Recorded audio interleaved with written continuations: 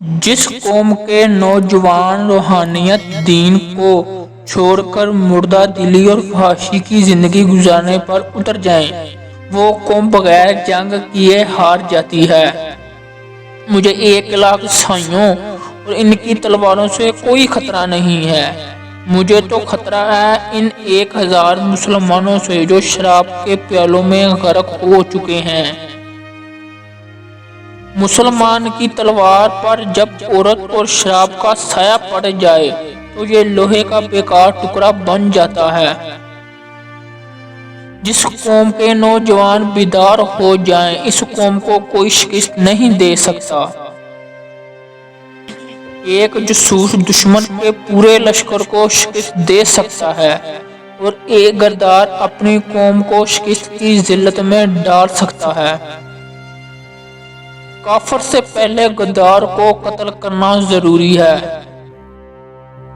قوم کے شہیدوں اور قوم کی مظلوم بیٹیوں کو بھول جانے والی قوم کی قسمت میں کفار کی غلامی لکھ دی جاتی ہے۔ تمہیں یہ اصول قرآن نے دیا ہے کہ جنگ ہو تو لڑو اور نہ ہو تو جنگ کی تیاری کرو۔ آزادی کی تکلیف غلامی کے آرام سے بہتر ہے۔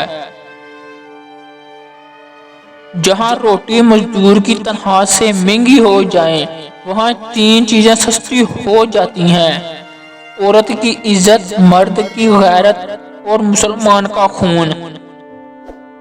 زندگی ضرورت کے مطابق گزارو، خواہش کے مطابق نہیں، کیونکہ ضرورت فقیر کی بھی پوری ہو جاتی ہے، خواہش بادشاہ کی بھی ادھوری رہ جاتی ہے۔ بری عادت اور اچھے تعلقات کی طاقت کا اندازہ تب ہوتا ہے جب انہیں چھوڑنے کی کوشش کی جائے۔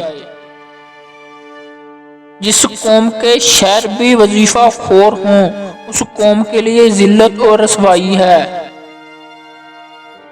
یاد رکھو، فوج بغیر قوم کے اور قوم بغیر فوج کے دشمن کے لیے آسان شکار ہوتی ہے۔ اسلام کو سر بلند دیکھنا چاہتے ہو تو دوست اور دشمن کی پہچان کرنا سیکھو۔ حکمران جب اپنی جان کی حفاظت کو ترجیح دینے لگے تو ملک و قوم کی آبرو کی حفاظت کے قابل نہیں رہتے۔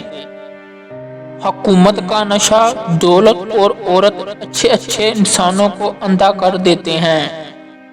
حکمران اپنی حکومت کی حفاظت کرتا ہے اور مجاہد اپنے ملک پر قربان ہو جاتا ہے۔ باوقار قوم کی طرح زندہ رہنا چاہتے ہو تو اپنی روایات کو نہ بھولو۔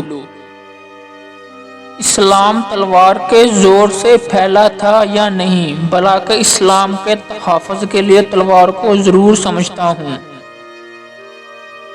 دشمن سے پہلے غدار کو قتل کرنا ضروری ہے۔